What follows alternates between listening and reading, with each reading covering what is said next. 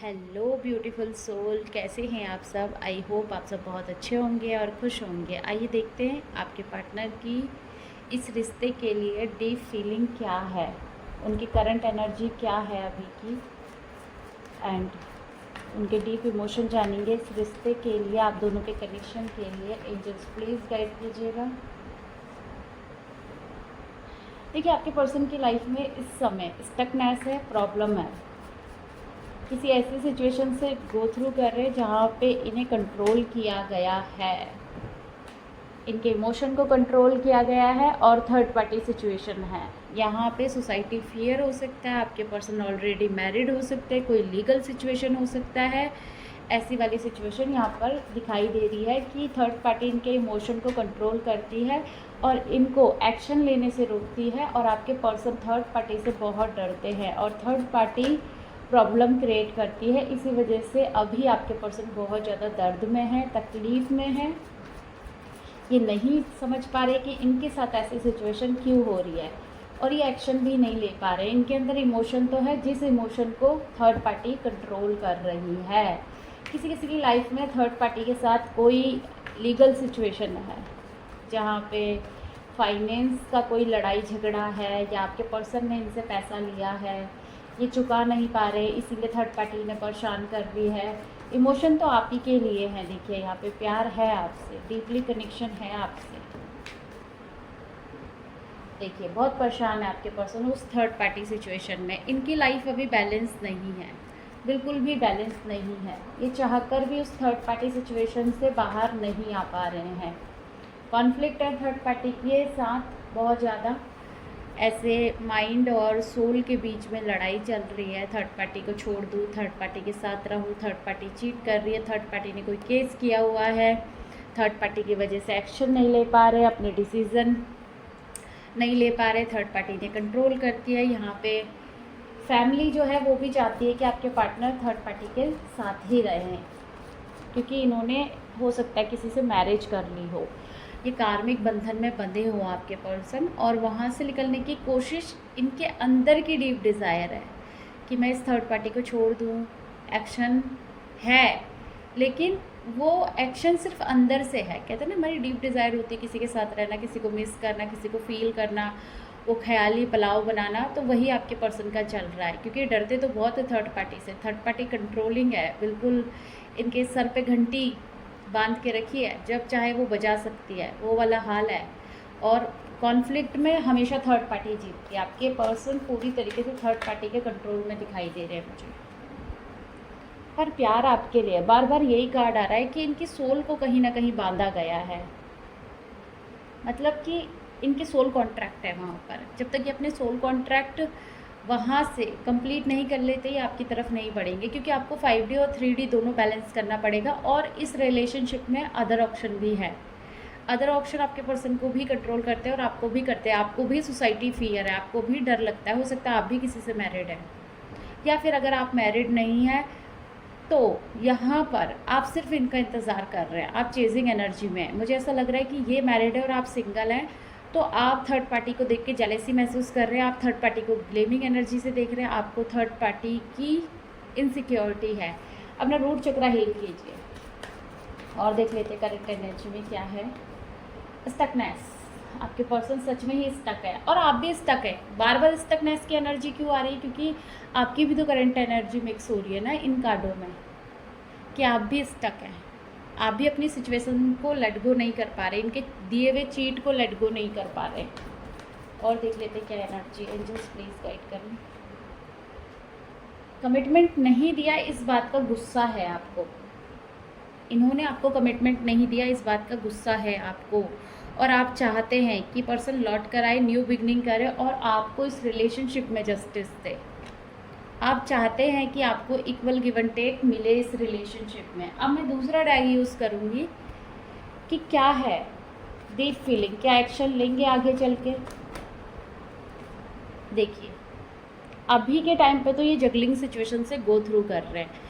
एक तरफ आप हैं, दूसरी तरफ थर्ड पार्टी, और इतना इजी नहीं होता थर्ड पार्टी से निकलना। थर्ड पार्टी को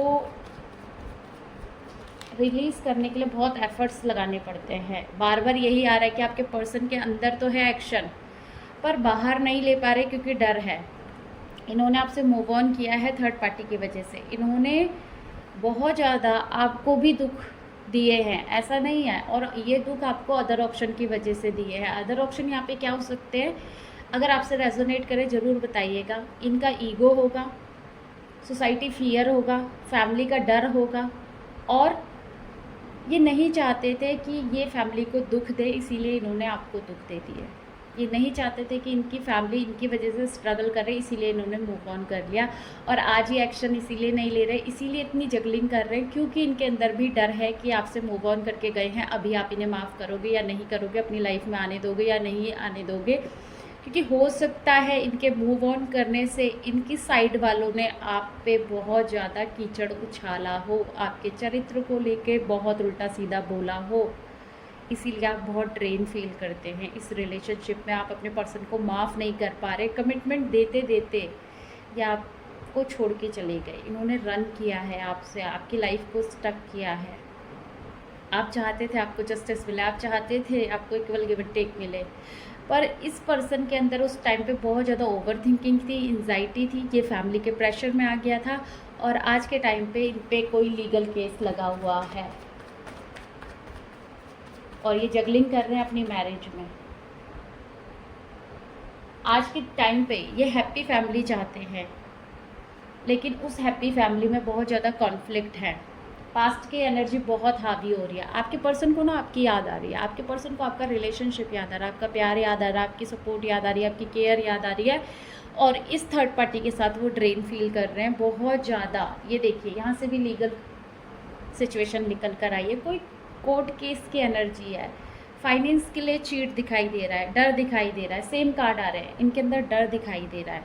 ये आपको जस्टिस देना चाहते हैं, इनकी डीप डिज़ायर है कि आपके साथ यूनियन में आए, और बहुत ज़्यादा ओवर थिंकिंग है आपके लिए कि आप कहीं इन्हें छोड़ ना दें, आप इनसे दूर ना चले जाएं, कहीं आप भी इनको धोखा ना दे दें, क्योंकि इन्होंने धोखा दिया है, वही एनर्जी इनके अंदर है।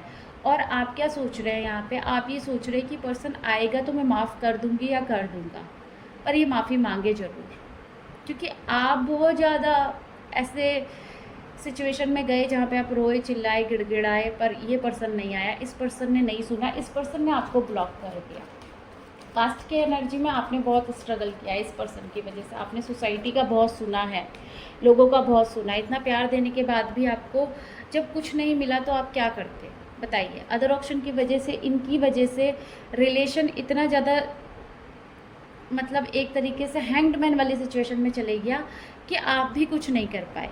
उस समय आपको भी ऐसा लगा कि यार ये पर्सन सही नहीं है मेरे लिए, इसको छोड़ो और आगे बढ़ो। देख रहे हैं बहुत ज़्यादा परेशान है आपके पर्सन, किस वजह से, थर्ड पार्टी सिचुएशन की वजह से। थर्ड पार्टी ने इनको बहुत दुखी किया हुआ है। अब इनका ईगो ब्रेक हो रहा है, अब इनको लेसन लर्निंग मिल रही है, अब इनको पता चल रहा है कि घमंड दिखाना क्या होता है।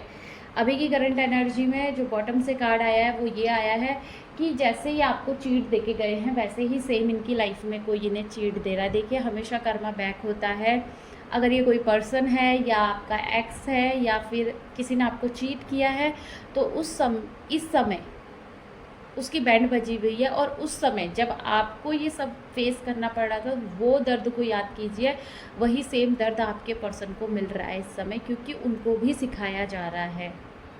यहाँ पे खुश होने की ज़रूरत नहीं है, और बहुत ज़्यादा ऐसा भी सोचने की ज़रूरत नहीं है कि अब आया ऊँट पहाड़ के नीचे, क्योंकि यहाँ पे एक लेसन लर्निंग की जर्नी में है। आप कर्मा हील करेंगे, कुछ सीखेंगे, तभी तो आगे बढ़ पाएंगे, तभी तो लाइफ जर्नी को एक्सपीरियंस करेंगे, तो कुछ सीख के ही आगे बढ़ना होता है।